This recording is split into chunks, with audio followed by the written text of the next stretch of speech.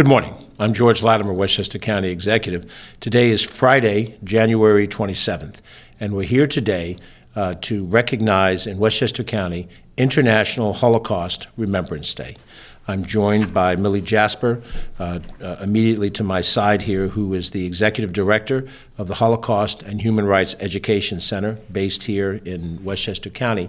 And she has with her some individuals who are important volunteers in that organization. She'll introduce them in a second. I'm also joined by Ellen Hendricks, who is our County Executive Office's Director of Research and very active with us on issues that involve the Jewish community.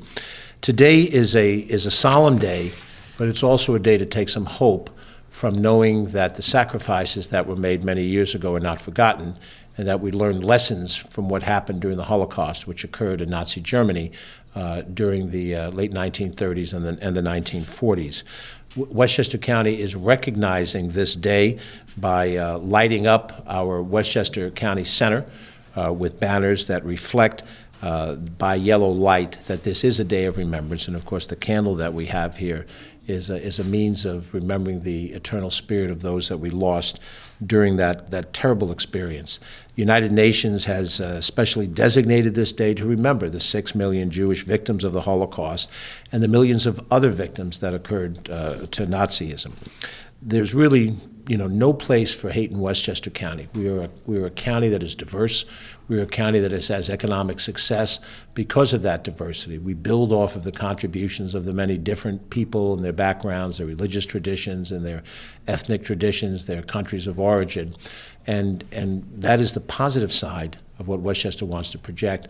But we remember the dark day of the Holocaust so that we do two things: that we remember those that we lost, and we never forget the horrors that occurred when what was considered to be a major civilized nation took a dark turn, and a turn that turned into death and destruction for a group of people. The unfortunate reality that history teaches us is that evil things that happen can happen again. And so the challenge of today is to be eternally vigilant so that when signs of that type of hatred surface again, that we speak out against it, and certainly directed against Jewish population, and for that matter, any population where someone believes that by murdering individuals, by eliminating a group of people, that somehow they're advanced. That is a philosophy that we reject, and we reject it in the practical terms on International Holocaust Remembrance Day.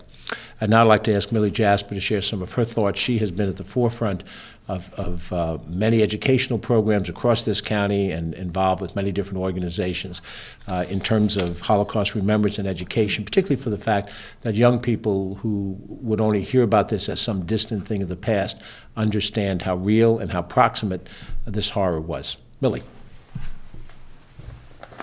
Thank you very much, George. It is really a pleasure to be here. I'm joined this morning by David Alpert, who is past chairman of the Holocaust and Human Rights Education Center, and Grace Bennett, who is on our advisory board. As I was driving here this morning, I was listening to the symphony station, and they were celebrating Mozart's birthday. So it's quite a juxtaposition of thoughts to think such beautiful music came out of Mozart, that he created such beauty, and here we are commemorating such a solemn day. It really has nothing to do with the Holocaust Remembrance Day, but it's to remind us that somewhere along the way we can find beauty in our days.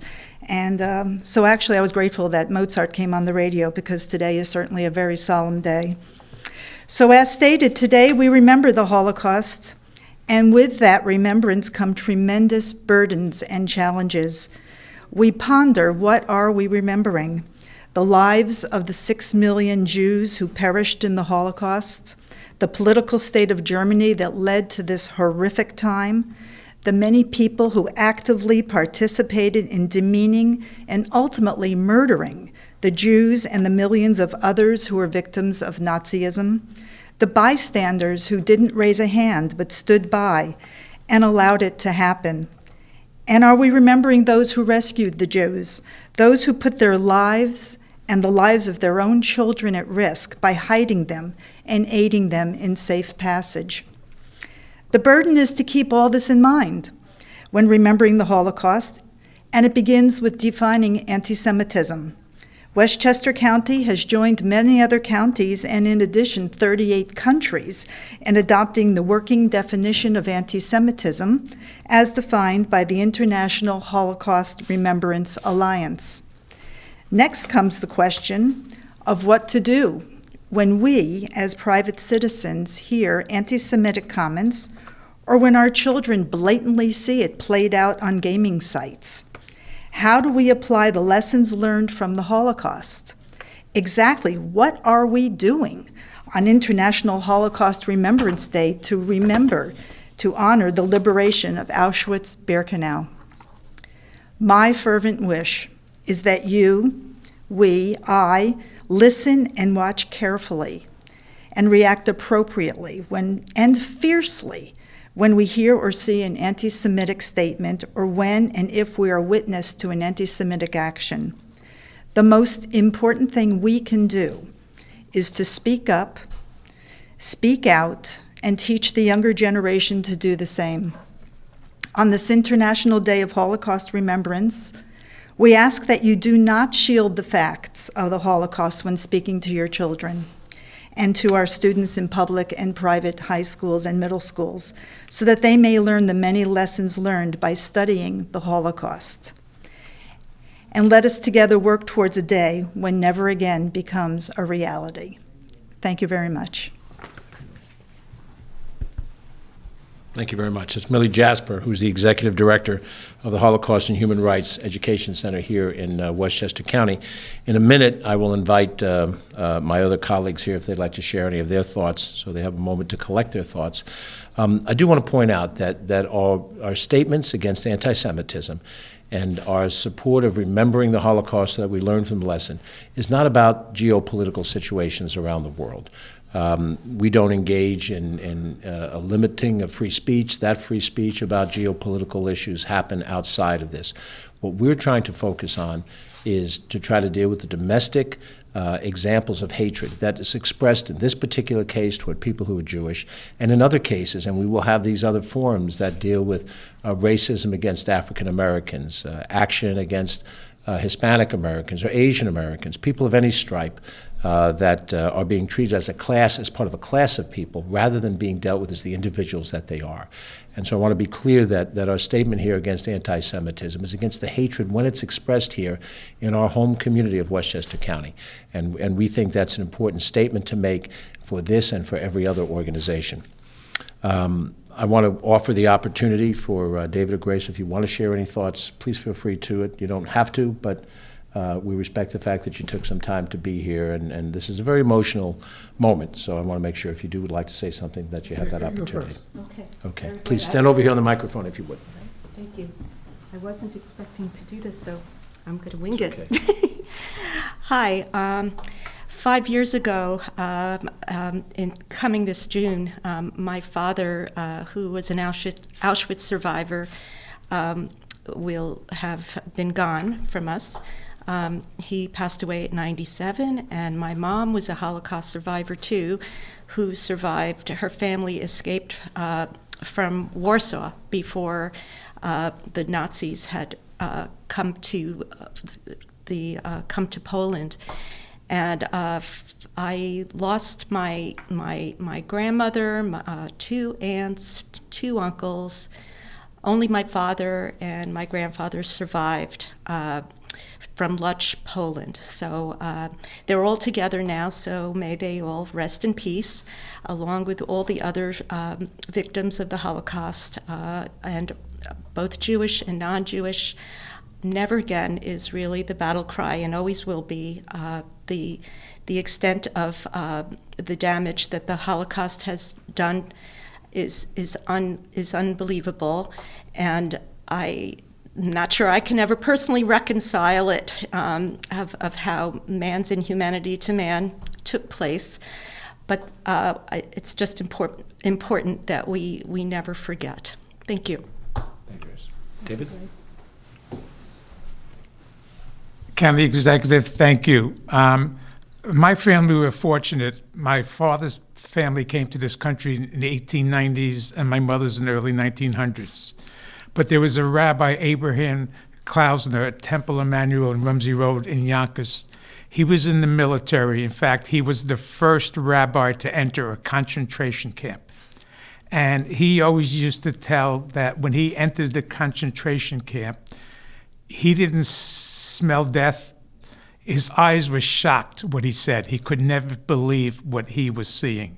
And I always remember him making those comments. Like I said, he was the first rabbi to enter the concentration camp. And it was a different world. And thank God that today, people like George Latimer and others, we can't forget history, but we got to look forward. And again, thank you, Mr. County Executive. Thank you, David. Ellen. Just like David, my family arrived in the United States before the Germans decided to kill 6 million Jews and millions of others. I feel the weight, however. I feel the weight. I feel the weight of those 6 million Jews and all the others, the Christians, the Roma, the people of the LGBTQ community. And we must make sure that we never forget and that we teach others, because it only started with killing the Jews and it then continued. So we're all at risk when there's such hate. So please join me and make sure that people never forget. Thank you. Thank you. It is difficult sometimes to contemplate what Grace alluded to when she talked about man's inhumanity to man. We are all born at a certain period of time, and then we read about history. The Holocaust was history to me, having been born about 8 years after the camps were liberated. And then when you look back through the scope of history and so many other stories, the number of stories of things that have happened in the past are striking. The 250 years of African slavery in this land, the torture and the genocide of the Native Americans who lived on this land. We've seen prejudicial treatment toward Asians who came to this country at any age. And I'm of Irish and Italian background, and they too had prejudice against the Irish and the Italian immigrants when they first landed here. These are differing ills of different size and scope. But systematic government effort to eliminate a group of people purely because of their religion, their ethnicity, has some parallel, but it is a heinous act of a magnitude that is hard to even envision. Those of us who can't grasp the evil intent of rounding up people, having, as I have seen when I was at Yad Vashem in Jerusalem, a list of Jews who were scheduled to be killed on a list as if it was a storehouse list of how many goods you had in the storehouse. And the leaders of the Holocaust were congratulated and rewarded for how efficiently they killed human beings. That you would put people in a boxcar like animals, worse than animals, and you take them to a place where you told them they were going to live and work, and work as freedom was on the on the mantle as they walked through the gates where they would die, and that they were herded naked into chambers to be gassed. This is a horror beyond all description. And the great horror is that humanity has from time to time risen to this level of evil. And there are other examples. During my lifetime, the killing fields of Cambodia, the Ugandan genocide, I guess you'd call it, of a competing tribe of fellow Africans of a different ethnicity within these countries. And the fearful part is not just looking back on the history of what happened in the Holocaust, but realizing that there is something in the human element that would bring this to the fore again. A willingness to simplify for people out of their anger, that their anger is based on the actions of some other. And that if you could only get rid of the other in your society, then your problems would be gone. That somehow this other can be vilified, can be said to be less than human. And once you begin to believe the words, the deeds follow the words. And this is why so many times the words matter. The words may not be perfectly constructed. They may seem to allude to other things, and sometimes we can go through and lose ourselves in the specifics of the words. But when we inure ourselves to the words, we're not far from the actions following the words. And we may, as people from a certain perspective, see that. But generations of people can come up who have no direct connection, have not heard the stories of the survivors tell them. And however many survivors there are today that are still with us, that is a diminishing number. At some point in time, as with veterans of World War I, we will lose our last remaining Holocaust survivor. And then the first-hand tale told to somebody about what it was actually like will be gone. And when the tale is told secondhand, then it can be diminished by those who want to diminish it, because at some point in time, they want to come up with some outcome, some achievement of a political process. More of the world lives in subjugation than lives in freedom. That is a sad reality. It may be a dictatorship of communism, it may be a dictatorship under a right-wing leadership, it might be a military leadership here, it might be a religious leadership in another country, but more of the world's population lives subjected to authoritarian government. The freedom, the little light of freedom that candle represents the hope for the future, but right now the smaller portion of it. And we see in the current moment the rise of authoritarianism, where there's an appeal. There's an appeal to individuals, much as Hitler's appeal occurred in 1933 Germany, where there was economic dislocation and frustration. There was a sense of lost national pride.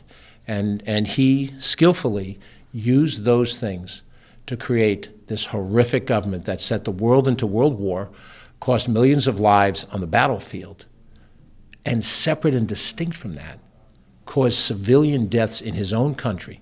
Even as World War II was coming to an end, he still pursued the murder of the Jews. This is greater than any words. This is greater than debating exactly how we codify our opposition to anti-Semitism. But we're on notice. We're all on notice.